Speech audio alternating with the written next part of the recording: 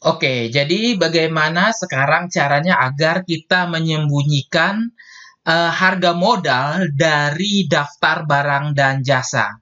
Nah, jadi perlu Anda ketahui bahwa di sini pada saat kita klik di persediaan barang dan jasa, maka akan muncul daftar barang dan jasa yang ada di gudang. Nah, fitur atau modul daftar barang dan jasa sebenarnya ini penting untuk bagi orang gudang ya. Jadi supaya secara visual orang gudang dapat melihat kategorinya apa saja dan yang lain-lainnya.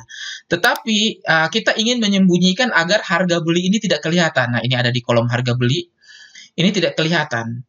Nah, apalagi pada saat diklik, nah dan terbuka seperti ini, ya. Nah, ini ada saldo. Nah, saldo dan juga nilai satuannya ini dan nilai beban pokok ini agar bisa disembunyikan karena biasanya di dalam SOP suatu perusahaan secara aturan bahwa orang gudang tidak boleh melihat karena ini adalah rahasia perusahaan. Nah, bagaimana cara agar kita bisa memberikan orang gudang hak akses untuk melihat daftar barang dan jasa seperti ini, tetapi pada saat mereka klik jangan terlihat tab saldo dengan harga pokoknya dan juga ini ya harga belinya ini juga tidak kelihatan. Oke, jadi caranya begini.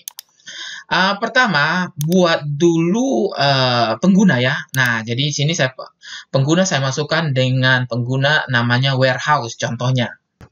Oke, di sini saya klik harus buat dia sebagai operator ya, jangan administrator tapi operator. Nah, di sini saya buat maubohi2015@gmail.com.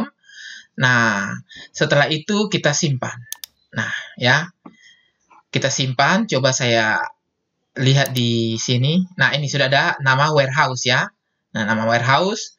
Nah, setelah itu perlu kita tambahkan hak akses group ya, akses group. Nah, di akses group ini saya buat satu akses group namanya warehouse. Dan di sini saya tentukan daftar penggunanya adalah yang tadi ya, warehouse atau Maubohi 2015. Nah, sekarang saya akan menentukan lagi hak akses apa saja. Nah, oke, pada hak akses ini saya akan menentukan hak akses secara default yang biasanya ditentukan untuk orang gudang ya. Oke, kita mulai satu persatu. Nah, di sini untuk perusahaan sendiri, karyawan, penomoran. Oke, kalau saya lihat, semuanya ini tidak boleh untuk orang gudang ya. Nah, ini tidak boleh nih. Nah, jadi saya kosongkan saja. Nah, saya kosongkan, jadi tidak ada yang bisa diakses oleh orang gudang. Nah, setelah itu buku besar. Buku besar juga sama ya. Ini tidak boleh untuk diakses oleh orang gudang. Kemudian kas bank. Nah, kas bank apalagi ya? Tidak ada sangkut paut dengan job description departemen warehouse atau gudang. Nah, kalau penjualan mungkin ada ya. Nah, saya kosongkan dulu semua. Jadi kalau di penjualan ini, orang gudang, nah untuk pelanggan, mungkin mereka bisa lihat ya, atau mereka dapat menggunakan semua pelanggan. Jadi tidak dilihat tapi dapat menggunakan semua pelanggan agar untuk pengiriman barang ya. Kemudian di sini pengiriman barang. Nah ini pengiriman barang bisa dibuat oleh orang gudang. Kemudian, nah tapi ini Anda jangan tentukan jika dari Anda sudah menentukan masing-masing pelanggan untuk masing-masing cabang ya atau user. Jadi sebaiknya ini jangan. Nah, kemudian di faktur penjualan tidak. Oke. Pengepakan barang mungkin iya. Nah, kemudian kita lihat lagi ya. Membuat pengiriman tanpa pesanan. Nah, seperti ini mungkin bisa, tapi kalau SOP harus ada pesanan, tidak boleh ya, Anda centang. Nah, mengirimkan barang lebih pesanan mungkin bisa, ya, tergantung. Nah, kemudian cetak ulang atau email pengiriman pesanan. Nah, ini dia ya. Nah, kemudian di bagian pembelian, nah ini penting ini, di bagian pembelian ya, saya kosongkan dulu. Di bagian pembelian ini, penerimaan barang boleh dilakukan oleh orang gudang. Nah, kemudian Anda harus perhatikan di harga pemasok. Nah, ini harga pemasok ini jangan dicentang. ya, harus dikosongkan untuk orang gudang. Kemudian penerimaan barang tanpa pesanan mungkin bisa, ya.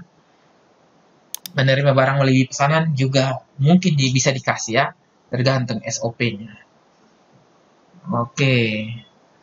Di persediaan. Nah, di persediaan ini kosongkan semuanya, ya. Nah, kosongkan semuanya. Kemudian Anda cukup kasih yang bagian lihat ini saja. Nah, ini dia. Jadi lihat ini dikasih. Nah, seperti itu ya. Lihat dikasih. Kemudian mungkin dia bisa melakukan pemindahan barang, permintaan barang. Nah, seperti itu. Nah, hasil stok opnam juga dia bisa input. Kemudian di bagian aset tetap, ya. Di bagian aset tetap ini tidak dikasih. Nah, untuk target juga tidak dikasih. Kemudian di bagian kalender jangan kita kasih. Widget juga saya kosongkan saja. Nah, di laporan ini mungkin Anda kalau mau memberikan kepada orang gudang, berikan yang di bagian gudang, ya. Nah, jangan persediaan, karena persediaan ini masih ada nilainya. Jadi, cocoknya ini orang gudang yang untuk kuantitas barang per gudang, ya, mutasi per barang. Nah, ini mungkin. Karena ini berhubungan dengan gudang yang tidak ada nilai HPP-nya. Nah, kira-kira seperti itu. Nah, sekarang kita simpan. Oke, ya. Jadi, yang perlu Anda perhatikan adalah dua. Ya, adalah yang dua, yaitu yang pertama, saya buka kembali dulu. Nah, saya buka kembali biar lebih jelas, yaitu yang pertama di bagian pembelian dan juga di bagian, kalau di bagian pembelian jangan dicentang untuk harga pemasok, ini dikosongkan, dan di bagian persediaan cukup dikasih lihat. Nah, seperti ini ya. Nah, oke. Sekarang saya tutup. Nah, saya coba logout ya. Saya logout dan saya akan login menggunakan user warehouse ya. Nah, ini Mobui 2015 dan saya login. Nah, begitu saya login, coba kita lihat ya di database ini. Nah, database ini saya klik dan coba kita lihat hasilnya. Apakah sudah bisa tersembunyi saldo untuk HPP atau nilai persediaan? Nah, saya lihat di sini ya. Di persediaan, nah, barang dan jasa. Ini kita lihat di barang dan jasa. Oke. Sekarang kalau kita coba tampilkan di daftar.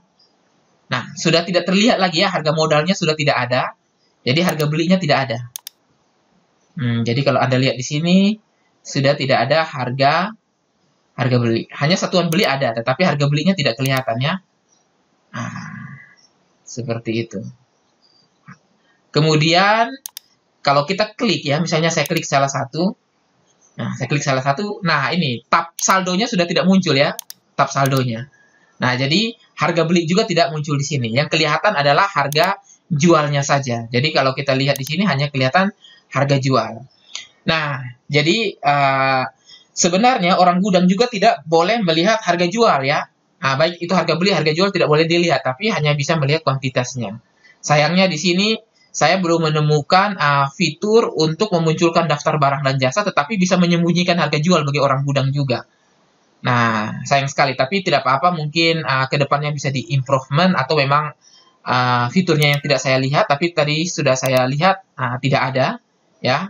Mungkin ini sebagai masukan buat Accurate untuk bisa ada fitur agar bisa menyembunyikan harga jual dari daftar barang dan jasa ini kepada akses grup tertentu. Nah, seperti itu. Nah, tapi intinya di sini adalah kita sudah berhasil ya untuk menyembunyikan harga beli ya, atau harga modal yang dapat dilihat oleh orang gudang saat klik di barang dan jasa ini. Nah, seperti itu.